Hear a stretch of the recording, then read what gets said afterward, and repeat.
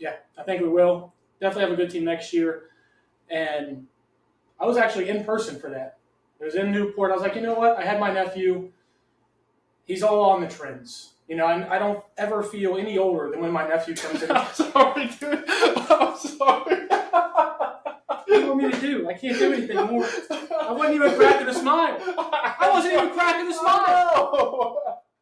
Oh, Jesus. I got my board out here like I'm a coach. I'm about to fucking start calling plays. I don't know, man. I was just sitting here. I was like, man, we're doing good.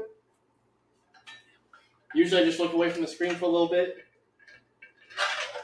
That's why I just keep looking at you, because I'm just like, if I make this more like we're just sitting here bullshitting. I know. It works. All right, just take off from, you're actually at the event. Jesus. The fact that I have to remember what position I was in while I was sitting there too. Welcome in, Big Blue Nation, to another episode of the Cats Talk podcast. I'm your host, Cameron Johnston, joined by my co-host in person today, Tyler Britton. No Jacob Boyers here today. As you can see, we've got him here in spirit, but he couldn't make it to the live in-person taping. Because guess what, Tyler? For the first time, basically in my adult life, 2020 doesn't count because of the COVID season, but the Cincinnati Reds have made the playoffs. They played today at 9:08. We're recording this just before 9, so we are going to try and wrap up here. More than likely to see them lose to the Dodgers, but a fan can have a dream. That's what we're going to do. That's why Jacob is not here. I think the Cats take first priority. I think you'd agree on that one as opposed to the Reds. So, Jacob, a little disappointed in you not being here. But other than the Reds making the playoffs, biggest news from the weekend outside of the Kentucky game, which unfortunately we're going to dive into a little later. 5-star point guard, Taylon Kinney, from Newport High School. Newport's 5 minutes from us, Tyler? Just right down the road. Makes his decision, commits to the University of Kansas, which some took as a little bit of a shock, but if you've listened to anything for the past week, it's been leaning towards the Jayhawks. Tyler, what do you think about a 5-star guard from the state of Kentucky leaving to go, as you mentioned it off air, down the Yellow Brick Road? Yeah, you would love to see a guy from Kentucky go to the University of Kentucky, especially a 5-star recruit like him. But, if you don't want to, I think what Mark Pope's building with the culture down in Lexington here, if you don't want to be there, you don't want to be there. If you want to go to Kansas and go watch Wizard of Oz and do all that stuff there, fine. We're going to have to beat them there. No big deal. We're going to get some other good guys down in Lexington. We're going to have a good team this year regardless. Yeah, and I was actually at the event in Newport, had it at the local high school. First off, lots of people. Glad to see that so many people turned out because, he hasn't played for Newport High School in a couple of years. So seeing that everybody still has those ties and he has those ties to the community was really cool to see. But I mentioned to you, I took my nephew and, man, I never feel older than when I take my nephew anywhere. Of course, he's all up on the trends, and just saying all up on the trends makes me feel like I'm 1,000 years old, just in general. But, of course, you got the 6'7". That's what TK is known for. So he really wanted to meet him. He was able to get a picture with him, do all of that. But one thing I did pick out from the interview was he said Bill Self told him he was going to be in Kansas for 10 months. And that was something that really sold him on going to Kansas. That he's only going to be there and then take that step to the next level. I'm not sure if that's something that Mark Pope was promising him. And I'm not sure if that's something that, caused the drift between UK and Taylon Kinney. But if I had to guess, that's probably where it started. But nonetheless, good to see a local kid get his opportunity to shine. He's going to be out in Kansas, probably putting up big numbers for that Jayhawks team because I don't expect them to be that good. They really haven't been good for quite a while under Bill Self, so hopefully Taylon Kinney can change that for him. Or, let's just be real, hopefully not. Hopefully they're not very good. Good luck to you, TK, in whatever you do, but you're not beating Kentucky. All right. All I can say is, he won't be in the SEC tournament this year when we're down there. So, we don't have to worry about him. Yeah. He definitely won't, but there's two problems with that. First off, he's a recruit for the following year. So there's problem number one with that. And Kansas is not in the SEC, which I think is the original point you're going for there. But we had two to go there. All right. Now, more bad news. You miss out on a 5-star. Obviously, Kentucky probably finished 4th in that race. Just terrible news. Terrible game. As a Kentucky and a Bengals fan, if you would have told me at the beginning of the year that the Cats have a better offense than the Bengals, I would have said Kentucky's either undefeated or Joe got hurt, which obviously Joe has got hurt, and that's where we're at now. But Cats lose to South Carolina, 35-13.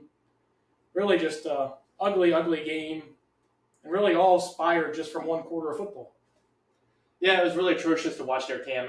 We're watching the first quarter. I turned it on. I was sitting watching a game up in Toledo with my dad, and trying to make some light of it. Hey, Dad, I'm doing this thing with the Cats Talk Pod. I'm reporting on the team. I want to watch this game. And what do the Cats do? They really just lay an egg for the last three quarters there. I mean, I thought they started okay the first quarter. They put up a touchdown, got a field goal there, and then it just turned into Cats football. From that point forward, you had turnover after turnover. We just couldn't get a stop. Lenora Sellers was looking incredible on the field. We were making him look like Michael Vick out there. I think they were making that announcement. The broadcasters were talking about it. He looked like old Michael Vick out there. It was just like, what do we got to do? I mean, our defense is no longer stepping up. Our offense isn't helping them to make them want to play. So what's going on here? I mean, that's a $9 million question that you think Mark Stoops gets paid to answer. And unfortunately, he just hasn't had those answers. And the really damning part to me about this team is you see bits and pieces of a team that could be at least competitive and beat teams like South Carolina. You see them get up to a 8-play, 65-yard drive, score with Seth McGowan to start the game. And then even the next drive, you march down, get 3. Jacob Callaway, by the way, which was kind of a question mark coming into the year. These look terrific, and I trust him anywhere from 55 in. And to say that about a college kicker is crazy. But you go from scoring on back-to-back drives to the offense just not doing anything. You end up having 4 straight turnovers. You have a fumble that Shiaz Pete, what?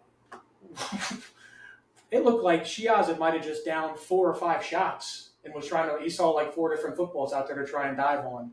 And of course, in typical Kentucky fashion, that goes the distance. They score. Very next drive, pick 6. All of a sudden, you're down 21-10. And I don't know about you, Tyler. You get down 21-10 with the way this offense has produced and the offensive play calling that we'd seen so far. I wasn't confident coming back. I thought the game was pretty much over.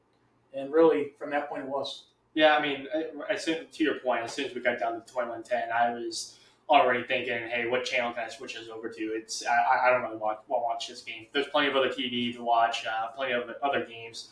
I was very disappointed after that first quarter there. What do we do at the quarterback position anymore? Cutter Boley, there was a lot of hype there.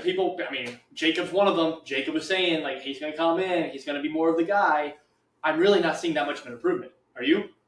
No, I know you guys heard me, and I tried to put almost a wet blanket on the fire when everybody was talking about, we've got Cutter as the backup. The same problems that Zach Calzada had, the same problems that Cutter has. The pocket presence is not there. You saw that in the strip sack fumble that got returned for 6. You see it later in the game. I think we gave up 6 sacks in this game.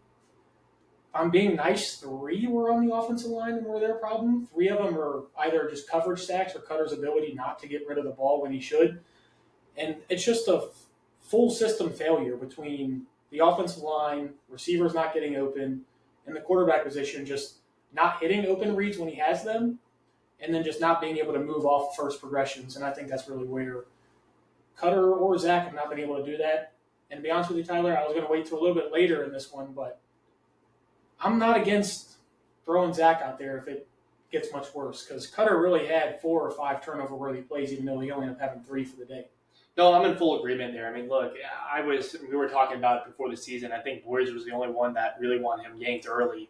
But I was in more of a favor to watch Zach play a little bit later into the season. Obviously, we're going to be hitting the hard stretch here. But just giving Zach a little bit more time to work in this offense, it wasn't going to make a difference, in my opinion, whether Zach was playing or Cutter was playing. I was trying to give Cutter a little bit more time to sit and watch more of a veteran quarterback, because Brock Vandagriff last year was just getting hit all the time. We had no offensive line. This year, I'm not saying it's a great offensive line, but I would say there's been some improvement there. But Cutter went out there, and I'll tell you what, I don't know if you saw it, he finished the day with a 10.8 QBR. A 10.8 QBR.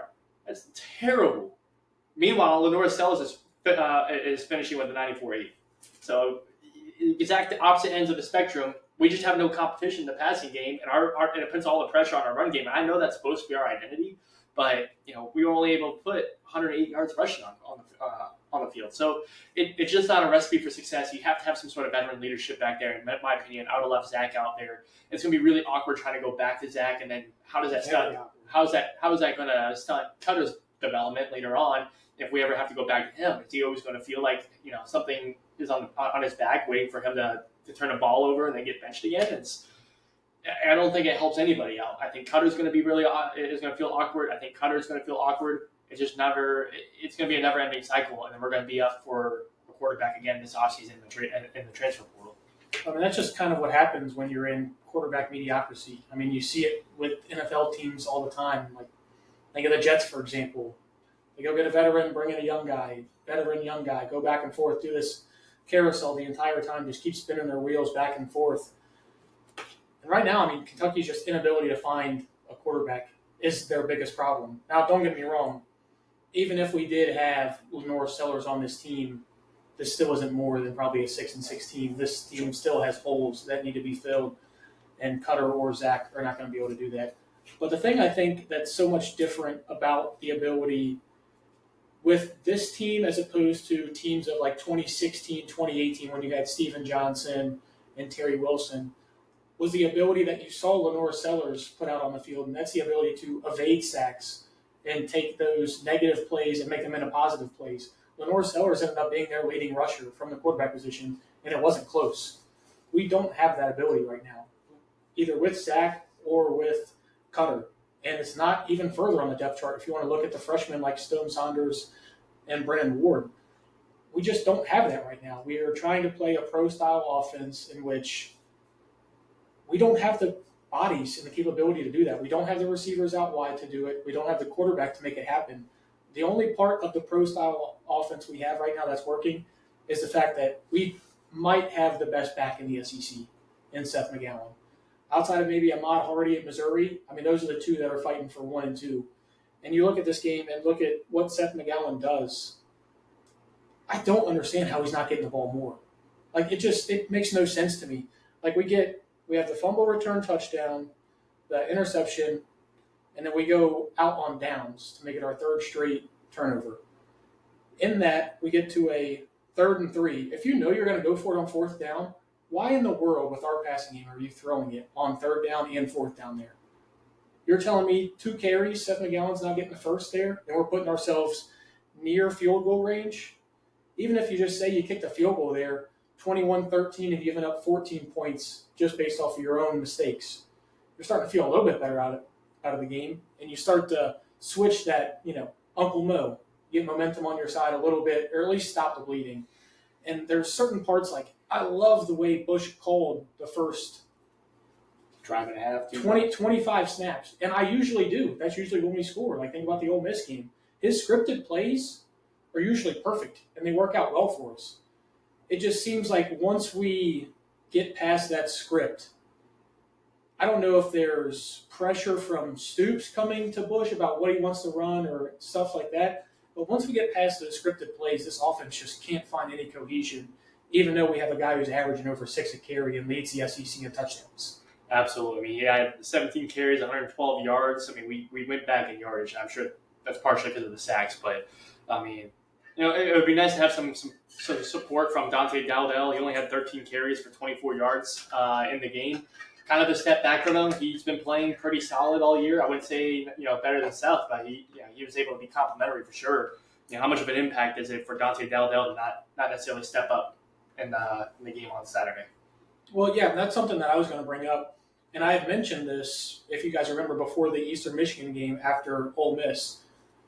That carry split where you're getting about 50-50 between Seth McGowan and Dante Dowdell, that's got to stop. I said that going into the Eastern Michigan game. I was cool with it during Eastern Michigan because you're going to win that game and you just want to get everybody out healthy. But when you're having 17 carries for Seth, who's averaging over 6 a carry, and Dante, who's barely averaging 2, Dante, we brought him in for a reason. Those were for those short yardages and to get into the end zone. Right now, he's not better at that than Seth any way we look at it. And, I mentioned the spot, the when it's 3rd and 3 and we know we're going to go for it on 4th. There's your time to use Dante Dowdell. If you know you're going for it on 4th down, you're like, hey, I got 2 carries, we need to get 3 yards here. There's your time. Get Seth McGowan a blow. There's where Dante Dowdell should be used. But it shouldn't be an almost 50-50 split right now, which is what it is. And if you want any shot of winning any of these SEC games, I don't see a world in which you can win any game without Seth McGowan having 20-plus touches. Yeah, I definitely agree. I think for Dante, short yardage, give him a small breather, but Seth is just so explosive out there. Like you said, he probably is the number 1 back in the SEC. He's going to have to carry this offense to the finish line because we're really just not going to get it done anywhere else. Unfortunately, I also feel like that's going to be a problem because I feel like, as it is, they're already putting 8-man boxes, against us, but it's not even going to be close. They're not even going to try to play the pass. They can cover our guys one-on-one on the outside with no safety help. I mean, that's at least what I've been seeing since we started the season. I mean, we just can't get separation. Yeah, I mean, the thing is, I feel like they're doing that now, and he's still averaging over 6 a carry. And the thing we talked about on the podcast before this South Carolina game is South Carolina's lost 2 games already this season because they can't defend the run. Mm-hmm. No matter how much, we got down 21-10, everything's feeling bad. You can tell Cutter's obviously rattled. He gets hit real big by Dylan Stewart, coughs it up. They immediately score. He comes back out, throws a pick. They immediately score. What do you do to help out that redshirt freshman in a hostile environment at Williams-Brice Stadium? What you do is you run the football. And, I mean, it's really all it is to it. There are certain parts of each game plan week in and week out that you can critique after that you're just like, what is the thought process going on here? Because Cutter is not the guy that you can just say, hey, Eight, go win us this football game.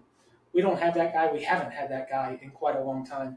So it's on the guys around him to step up. You mentioned the receivers and the separation that they're not getting. Bad thing is, Bush is scheming them open, and I think in those scripted plays you can see that. But you can't script the whole game. At some point, guys have to make plays. You were a former receiver. At some point, it doesn't matter how much you scheme stuff up. If you're not executing, it doesn't matter.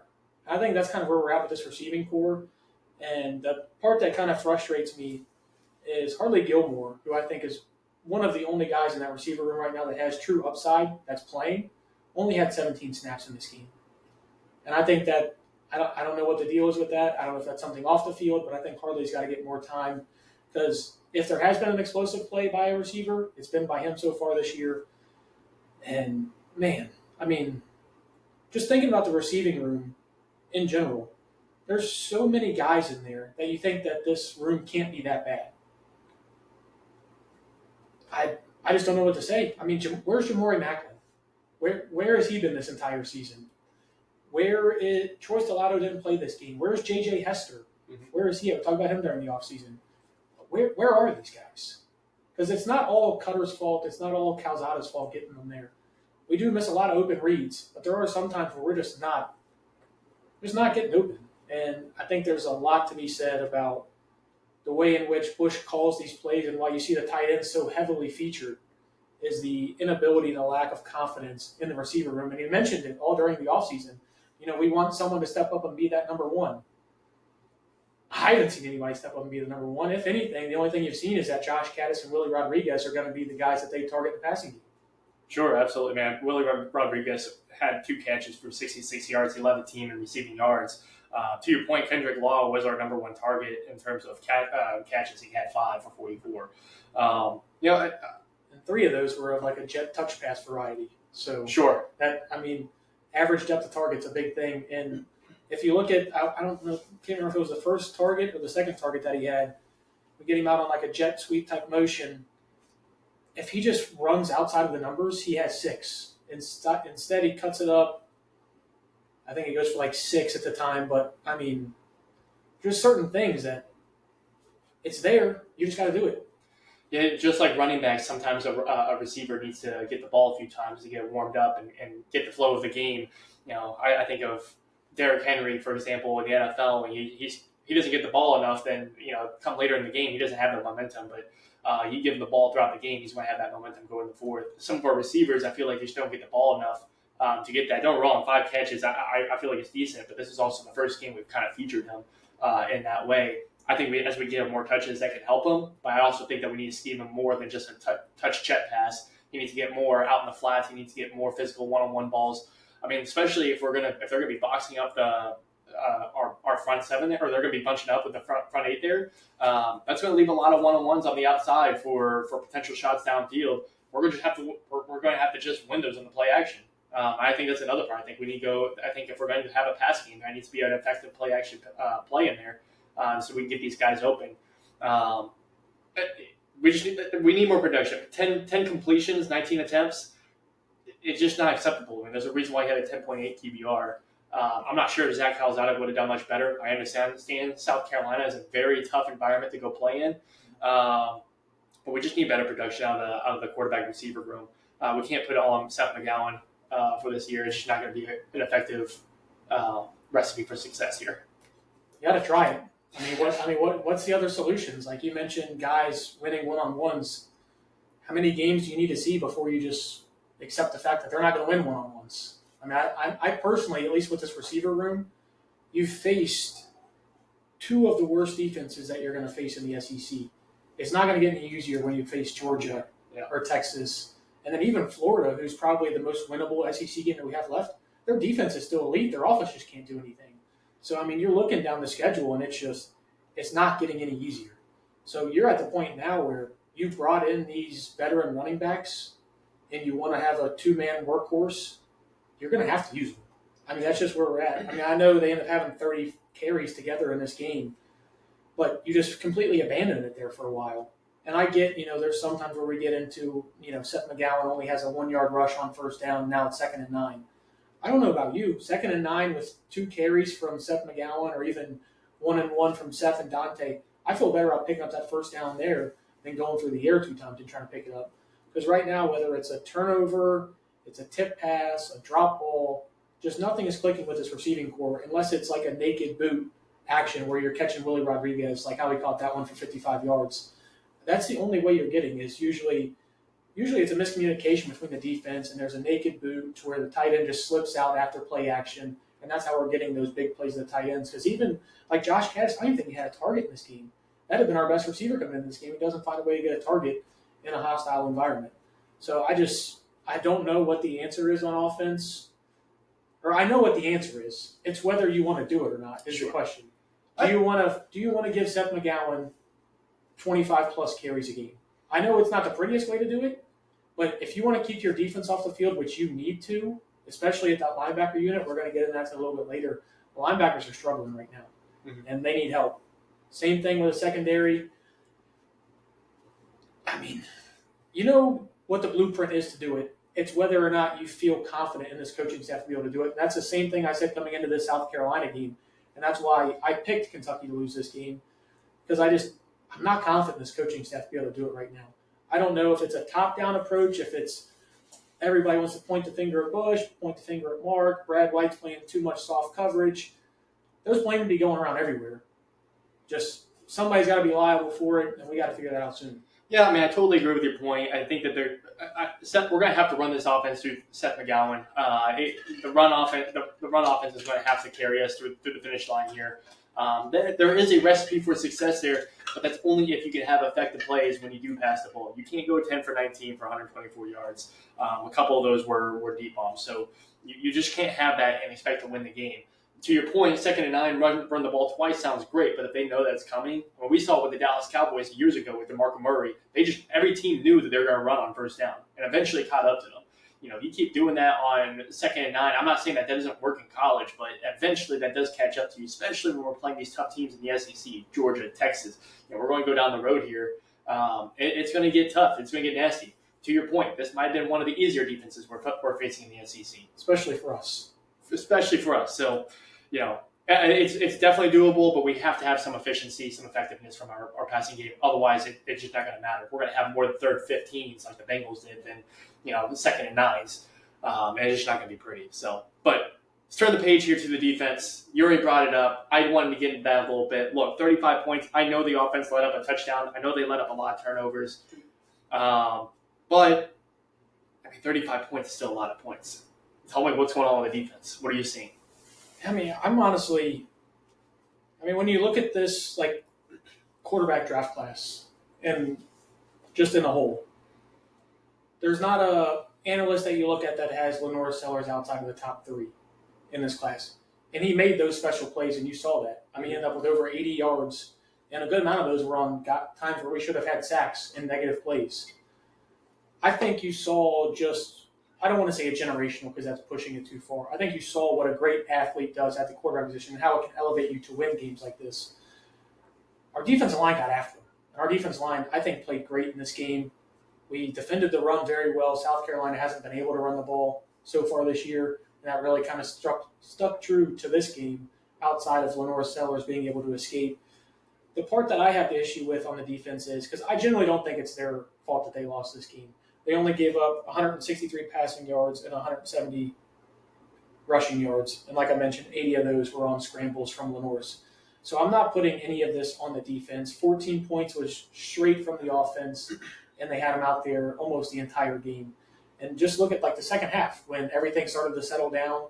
They only gave up 7 points the entire second half when they were actually able to play defense without just like reeling and staying on the field constantly when the offense is just giving them the ball.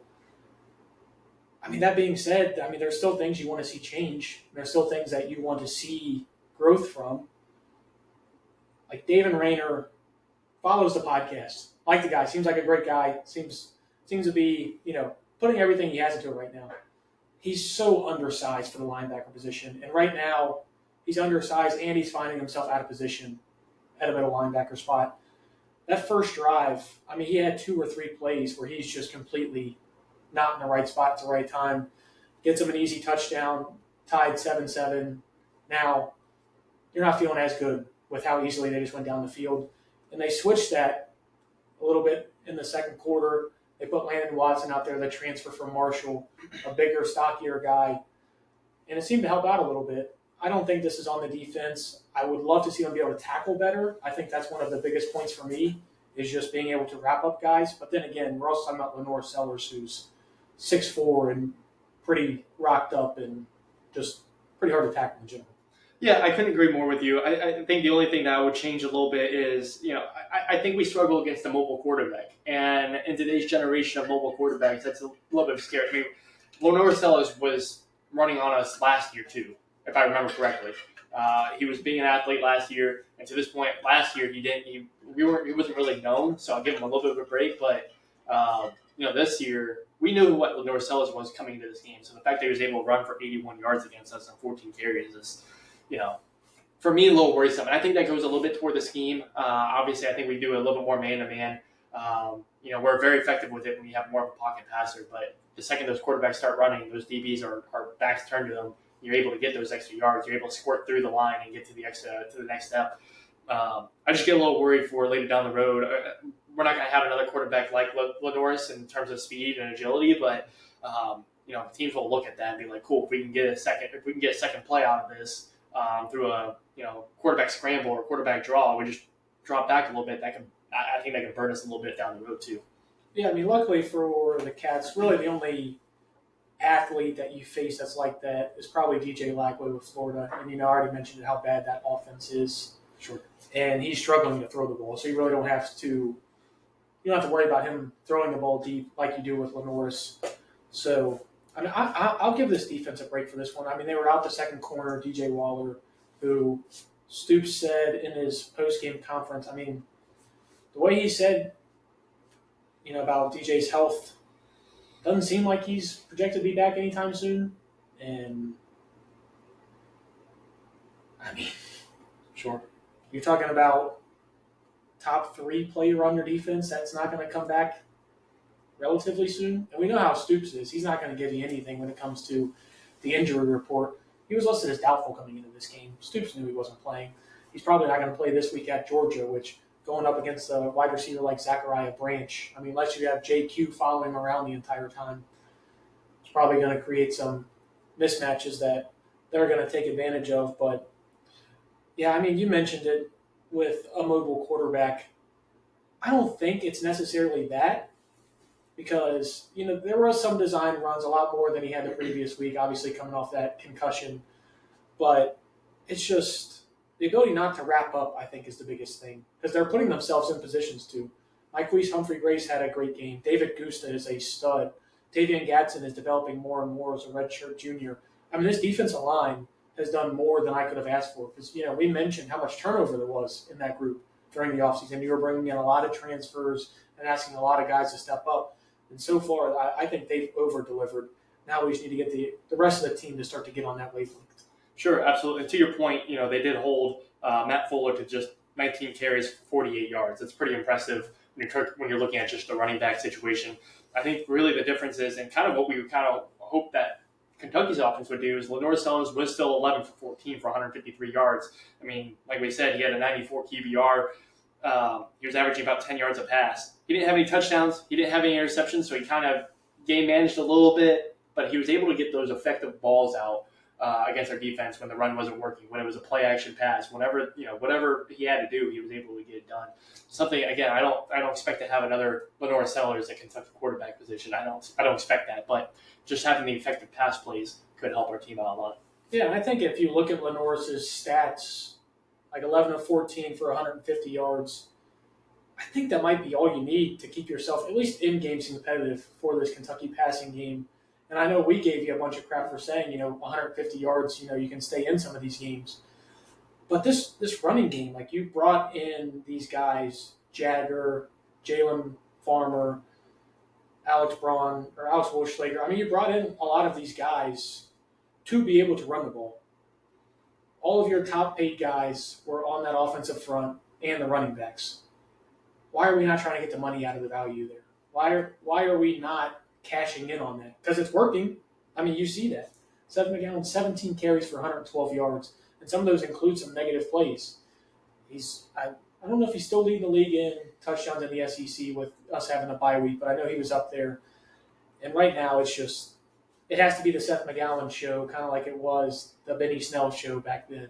You just need the passing game to do just enough to be able to keep, like you mentioned, guys out of the box, just enough to get them to respect it, whether that's play action, leaking out with Willie Rodriguez or Josh Caddis.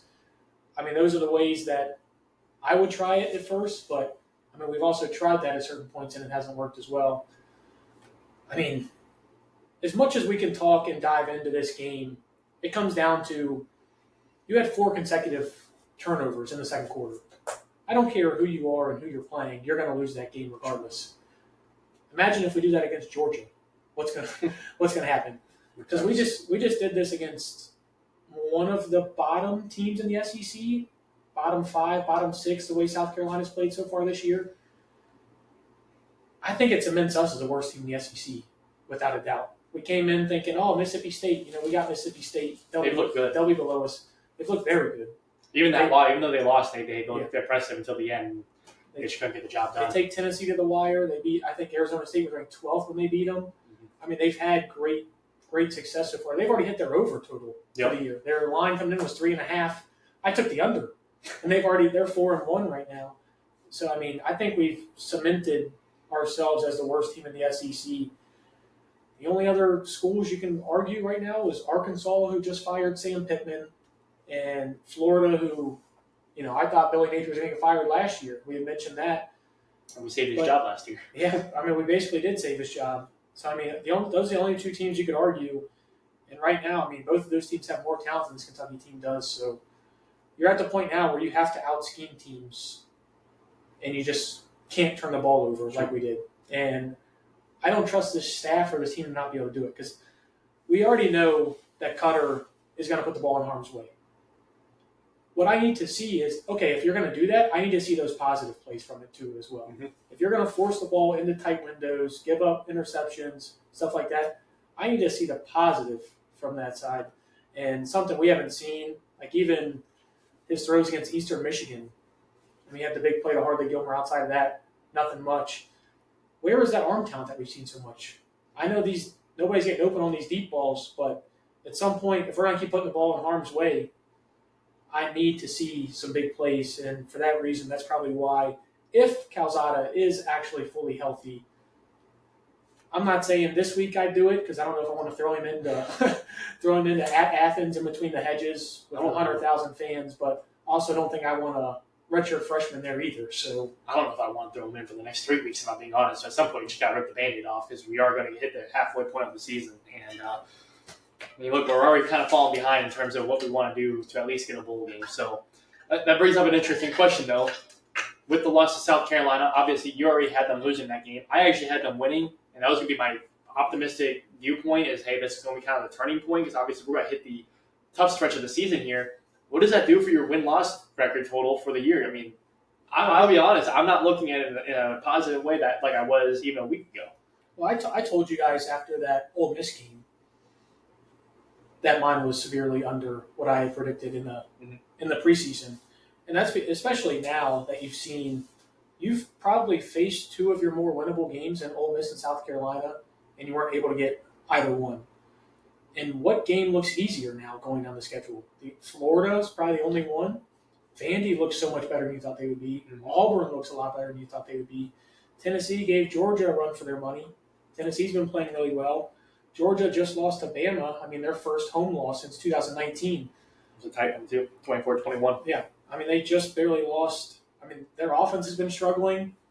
I don't think their offense is going to struggle against our guys. So they're going to come back motivated. That's the thing that's frustrating is that other teams in the SEC, when they lose a game, they come back the next week and they come back motivated.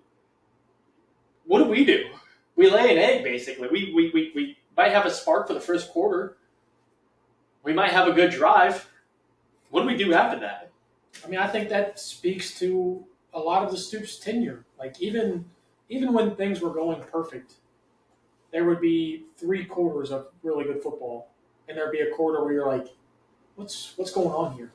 I don't know if it's possible with Stoops at the helm to run 4 consecutive quarters. And this might be a part of a bigger conversation that we'll have to have going later in the season because they're obviously not going to fire him mid-season, even if they are to let him go in the offseason, which the money and everything is a whole other topic we have to talk about.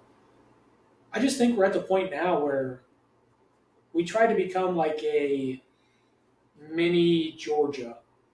He's obviously good friends with Kirby Smart.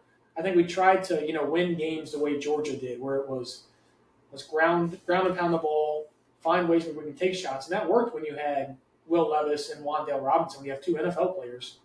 When you have Cutter Boley and Kendrick Law, that's not the same. So I think the time has just passed us by. I think it's passed Stoops by in the way he wants to win.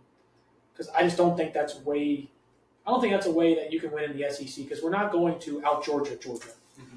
Georgia has all of this history, has everything. Kentucky football has none of that. Even though I'd like to argue the opposite as a Kentucky fan. I think the time has passed it by. Obviously, we'll talk more about that as the season goes. But if you're talking about my win-loss predictions, at this point, 4.5 was our season total. If I'm being honest, without the fan glasses on, I'm looking at 3 wins for this team. And because those 3 wins, that's obviously you getting that Tennessee Tech win. And if we don't get that win, I think then you have a bigger problem. We really have to talk about things.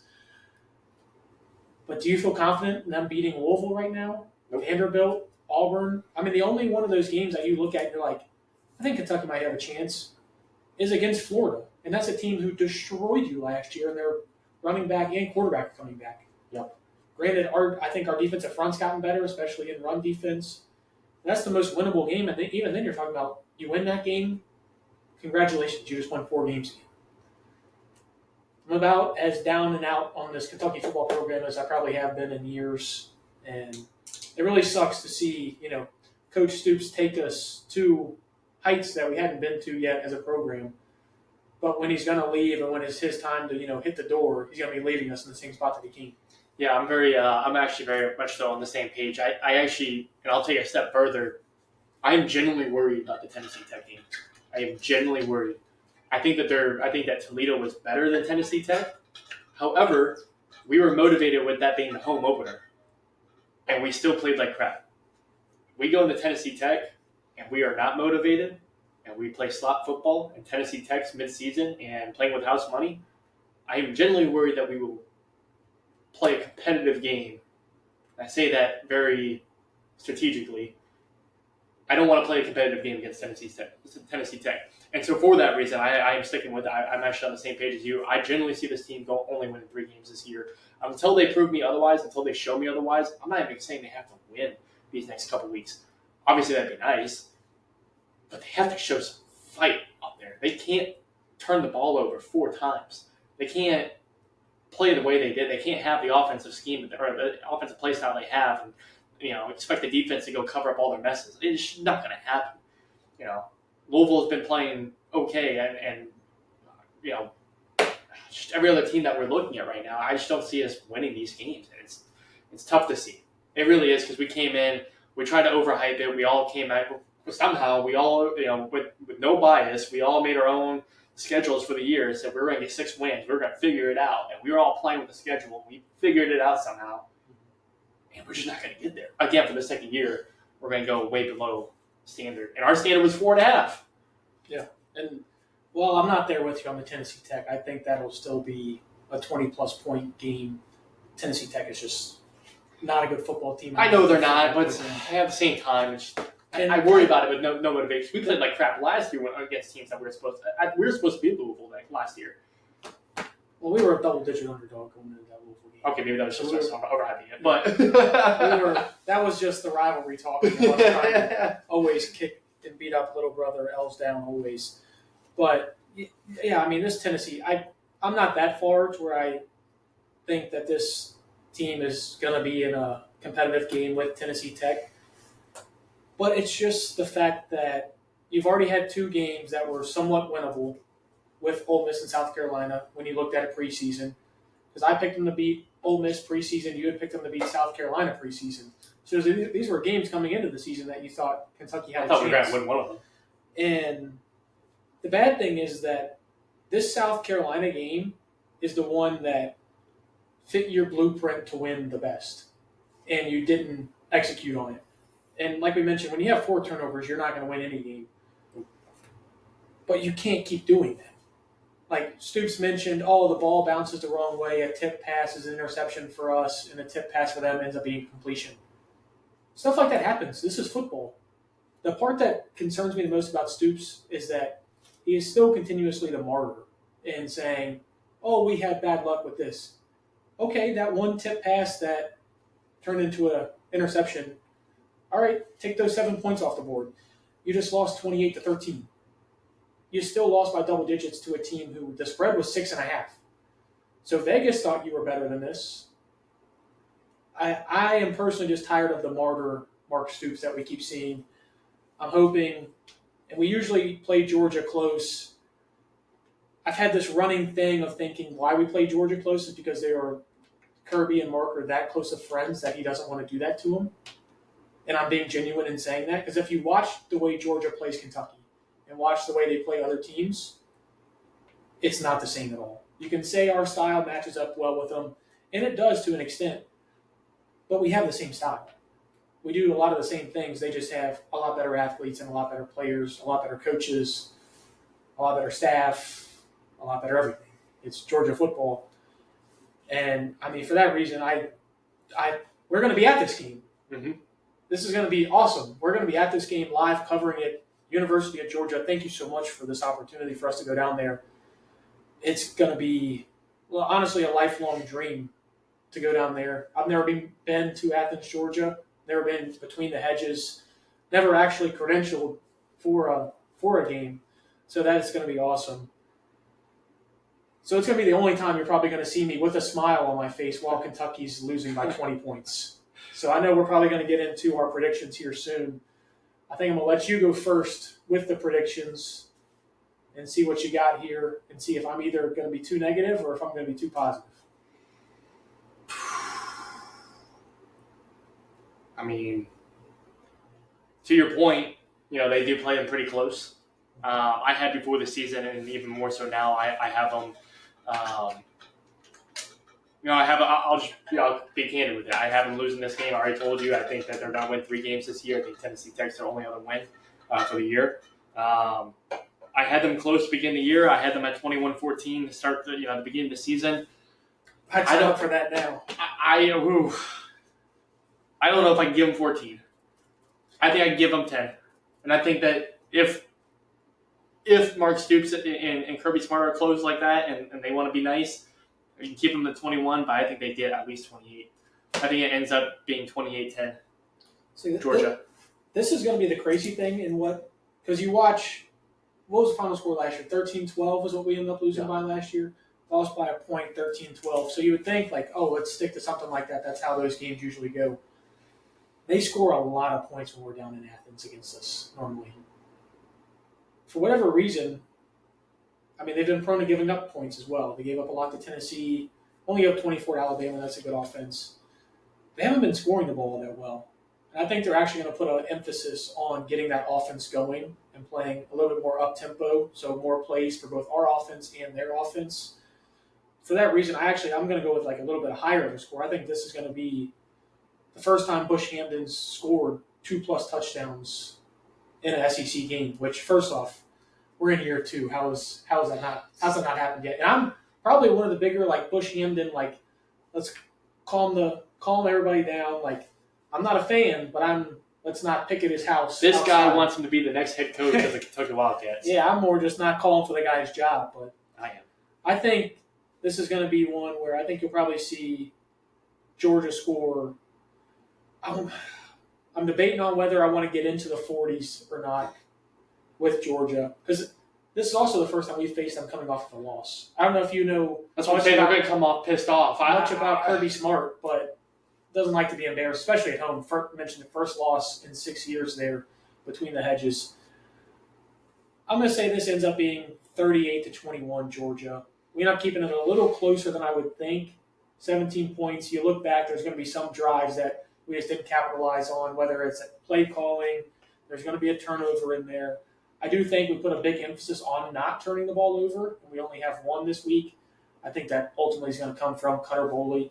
But I do think this offense finds a way and finally hunkers down and says, hey, listen, we have to run the ball to score. And we've been able to run the ball so far. I think we'll find a way to get to, let me say 30 points, or 20 points, sorry. I'm going to go 35-20 is the final score. And you still don't feel any better or worse about this team. You're kind of just right in the middle. Like we are with almost all Georgia games. Georgia games, you usually go in thinking, we don't have a chance. And they find a way to almost win the game. And then you're so pissed off that they didn't win the game because they should have. And you're back in this, like, in-between range. I know I just did the 6-7 there. So, I mean that's where I'm at. I'm going to say 35-20 Dogs. Maybe 38-20. Yeah, well, let's go 38-20. I know I've switched the score like 4 times now. 38-20 Dogs. And you know who will be there to watch it? That's going to be us, Tyler. Do you got anything else to say before we sign off and go on our trip down to Athens? No, man, I'm excited. I'm excited to be there. And look, for our listeners who have been there since the beginning here, this is a really cool moment. You guys probably know I used to work in the NFL. Being down there on the field, it's incredible to be there on game day. For us to have this experience here for our podcast, this is a really cool experience. We're going to miss Boyers, just like we did this week. We're going to miss him down there in Georgia. Maybe next time he'll take us up on our offer. I don't know. But it's going to be a really cool experience for the podcast. If we can pull out this win, there's going to be a celebration down in Athens. So if you're not there, you're going to want to be there because this guy goes crazy after a big win in Georgia. Oh, yeah. So he doesn't know it yet, but he's going to go crazy. So it's going to be exciting. Cam, do you have anything to add about your excitement for this upcoming weekend? Yeah, I mean, this weekend's going to be great. I kind of already mentioned a lifelong dream to be able to do something like this, cover, my hometown team growing up, being able to do something like that. While I wasn't able to lace them up for the Cats, this is like the next best thing is being able to go down there and do that. So, I mean, keep along with all of our content we're going to put out on our way down there. We're going to do a vlog of the entire way down there. Obviously, before the game, we'll have content for you. I'm not sure if we have field access before the game. We'll have to double check on that. But whatever we can get you guys, whether that's player interviews, coach interviews, anything and everything, just keep on our TikTok, Cats Talk Podcast, YouTube, Spotify. Probably have a short episode for you immediately after the game, a little rapid reaction, something of that nature. But just keep with us. We're working through all these things. We're getting better week by week. I think Georgia noticed that. That's why we're on our way down to Athens this weekend. Hopefully the Cats are doing the same thing, better every week, and hopefully we can keep this game close. And you mentioned it. If I'm in Athens and the Cats pull off an upset, there will be a celebration, and I will need to find an extra night hotel stay. But, guys, that's all I got for you. Thank you all so much for tuning in to this episode of the Cats Talk podcast. The Wildcats face the Georgia Bulldogs noon kickoff. We got to be up bright and early on Saturday. This guy. Yeah. Booked us a hotel an hour away. Noon kickoff on ABC. Any of your Kentucky Wildcats news, you get it right here at the Cats Talk podcast. Go Big Blue. Go Big Blue.